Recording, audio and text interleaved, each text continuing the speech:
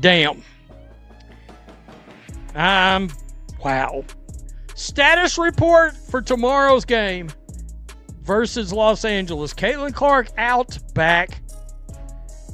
Tony, status report fans out. Fatigue. You have to understand that this goes far beyond the frustration of a routine game or a close loss on the scoreboard. What we're seeing unfold is a passionate fan base reaching its limit after a series of controversial moments that many believe have gone unresolved. For a growing number of supporters, this isn't just about one game or one decision anymore. It's about confidence in the league as a whole. They feel the same concerns have surfaced repeatedly, and the latest incident has become the tipping point, turning widespread frustration into a much larger debate that's playing out in front of the entire sports world. Well, I knew whenever the official Indiana Fever injury status report would get unleashed, it would get ugly for the Indiana Fever and the WNBA. A lot of fans out there, Tomorrow night, the spotlight is supposed to be on celebrating inspiring women. But everything changed after what initially looked like a routine injury report released on an otherwise ordinary Tuesday afternoon. As the Indiana Fever published their official availability report ahead of their highly anticipated nationally televised CBS matchup against the Los Angeles Sparks, fans quickly noticed one name that immediately grabbed everyone's attention. Caitlin Clark was officially ruled out of the game, with the team listing a back injury as the reason for her absence, instantly shifting the conversation surrounding one of the season's biggest matchups. Until we feel satisfaction with the one player that largely people are tuning in to see, which is Caitlin Clark. So, 2 posts have backfired. Let's start with this one, because the irony was not lost on me. Tomorrow, meaning tomorrow night's game, we are celebrating. Within just a few minutes of that announcement going public, the entire comment section erupted. What started as a routine injury update quickly turned into an overwhelming wave of reactions from fans across social media. People weren't simply expressing disappointment that one of the league's biggest stars would miss a nationally televised game. For many, the frustration ran much deeper. They felt they had reached a breaking point, with emotions spilling over as long-standing concerns about the league and its handling of recent events once again dominated the conversation. So I said, Caitlin Clark gonna need Blue Cross Blue Shield by the time all these hateful-ass players get done with her. I mean, fans aren't having it. Stop pretending to care about women. You don't. It's obvious you're trying to give Caitlin Clark's career-ending injuries what a bunch of hateful liberal women. The reaction almost spoke for itself. Fans couldn't believe what they were seeing. Many made it clear that they had reached their limit, arguing that the league has repeatedly failed to do enough to protect the player they view as its biggest attraction and most valuable star. The backlash escalated almost immediately, and the conversation quickly became far more intense than a typical injury discussion. Within hours, frustration spread across social media, turning the situation into one of the most heated and divisive debates the league has faced in recent memory. Donkey. Then watch Stephanie White's shitty, boring offense with dribble, Mitchell leading the team. Call me when Cece gets back. Boycott the Indiana Fever games. Boycott. I will be celebrating not watching the Fever tomorrow. Wow. WNBA, where everybody gets a shot. This shit writes itself. Are you kidding? You can imagine the Indiana Fever's social media team probably didn't expect the reaction to unfold the way it did. after posting what was meant to be a routine injury update, they were met with an overwhelming wave of responses that quickly took on a life of its own.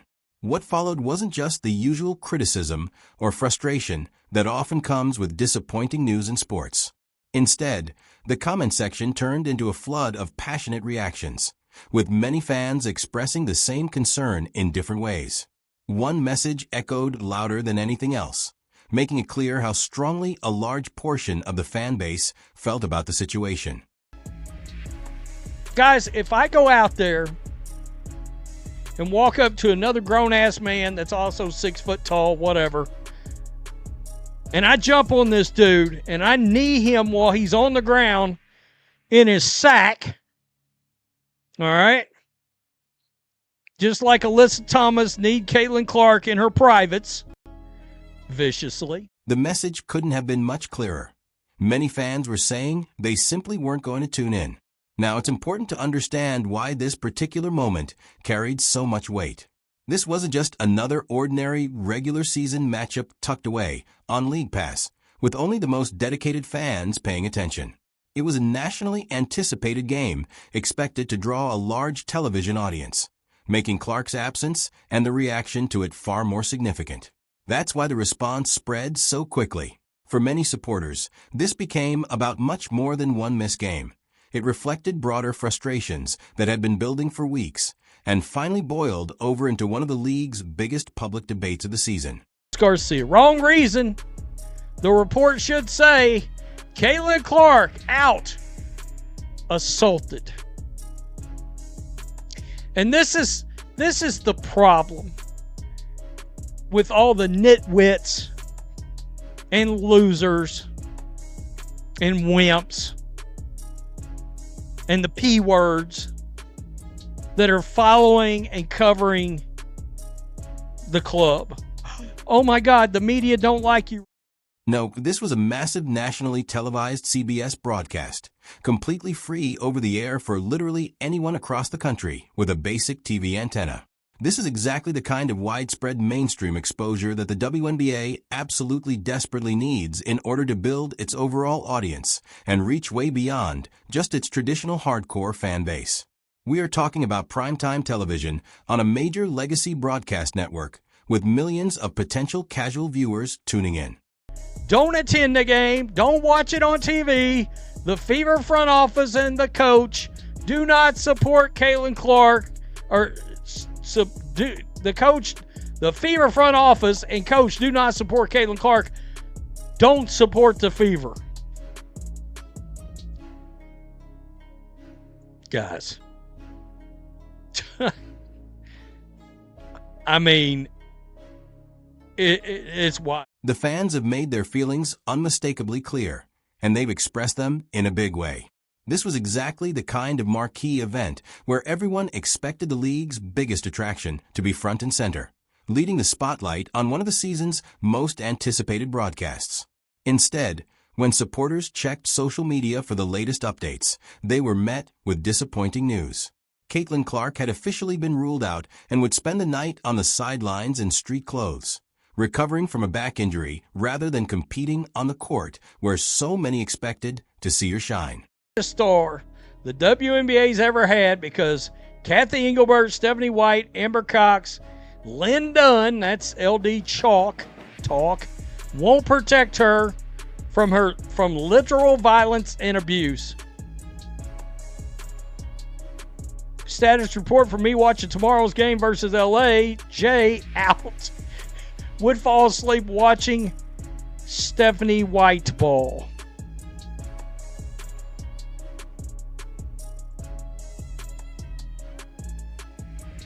The fans have spoken. The fans have spoken. They have spoken loud. Here's what many fans believe is the central issue. According to a growing and highly vocal segment of Clark supporters, this injury is the result of the league allowing repeated physical play against her throughout the season without consistently stepping in. And that's why the frustration has reached this level.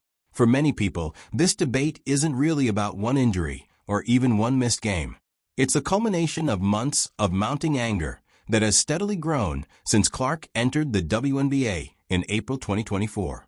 During that time, supporters have watched her absorb hard falls, elbows, grabs, and heavy contact that they argue would have received stronger penalties in many other professional basketball leagues.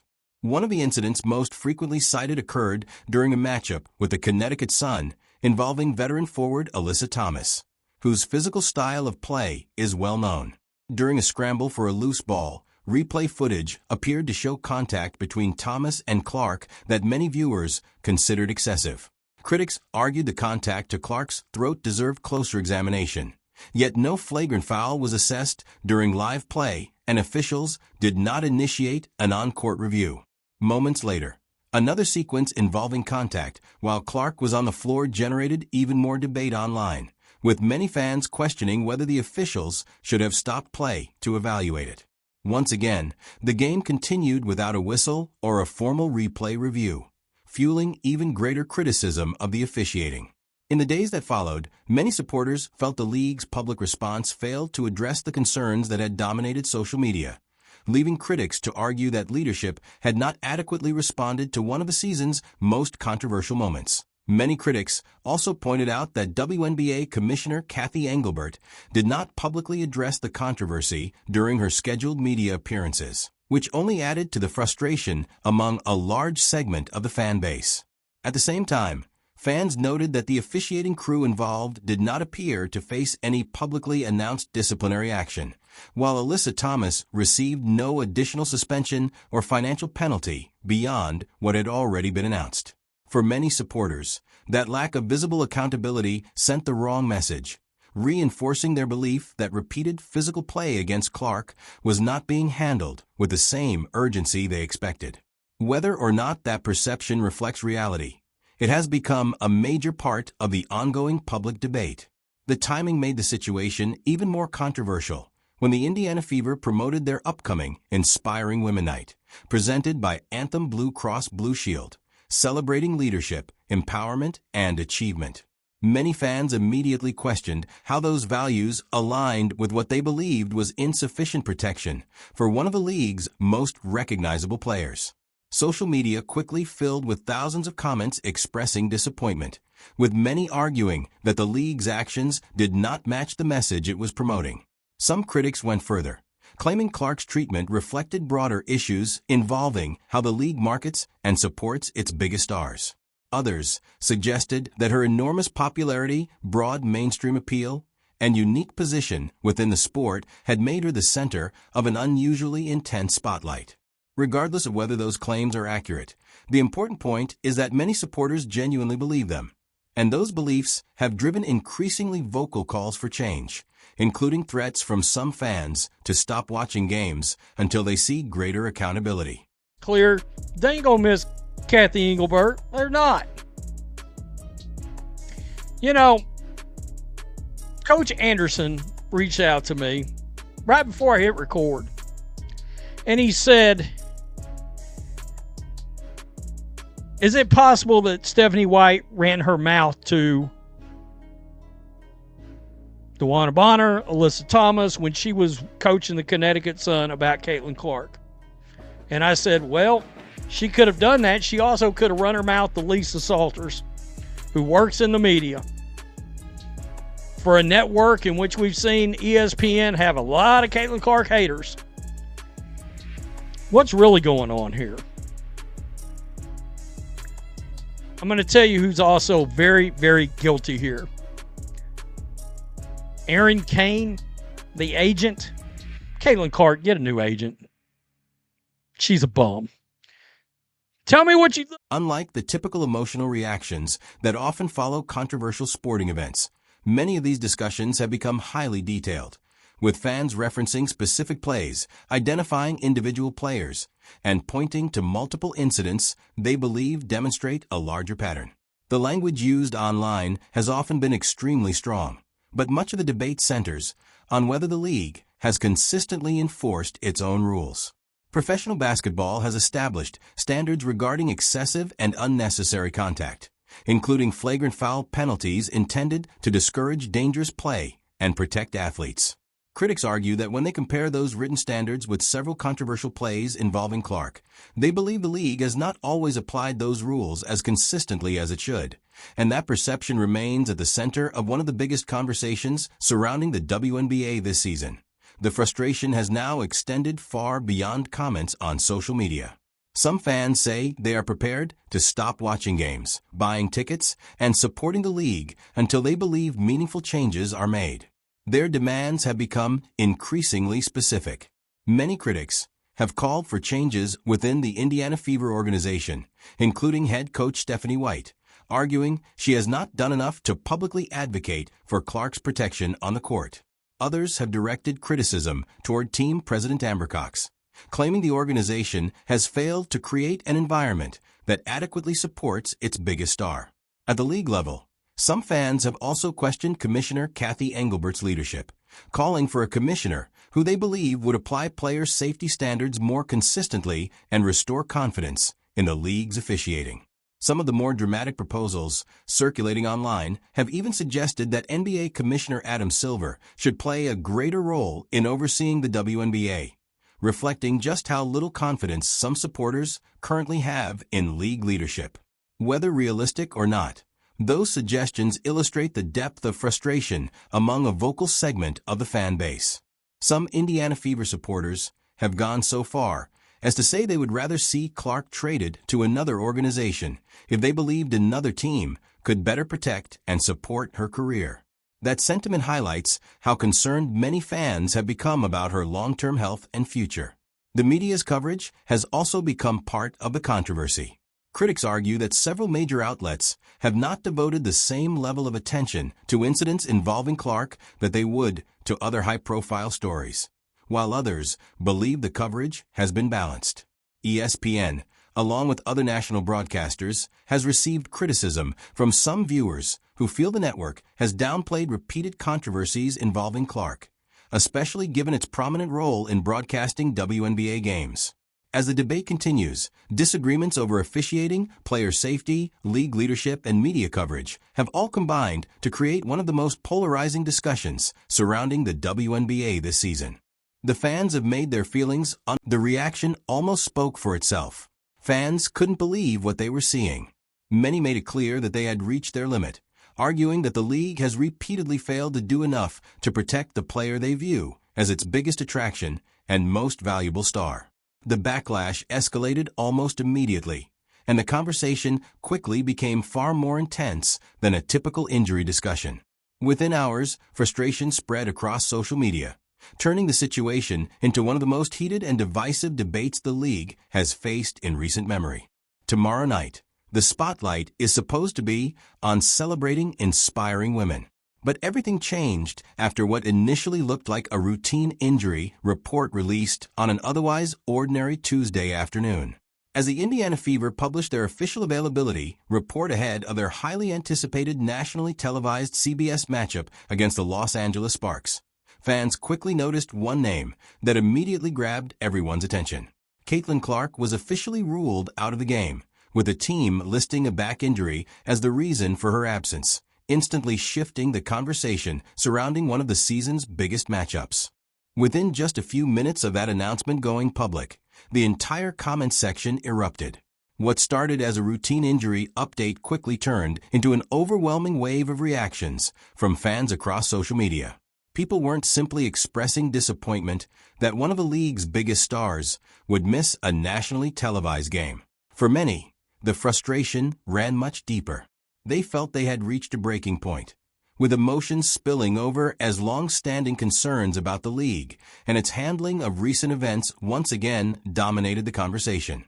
Tomorrow night, the spotlight is supposed to be on celebrating inspiring women. But everything changed after what initially looked like a routine injury report released on an otherwise ordinary Tuesday afternoon. As the Indiana Fever published their official availability report ahead of their highly anticipated nationally televised CBS matchup against the Los Angeles Sparks, fans quickly noticed one name that immediately grabbed everyone's attention. Caitlin Clark was officially ruled out of the game, with the team listing a back injury as the reason for her absence, instantly shifting the conversation surrounding one of the season's biggest matchups.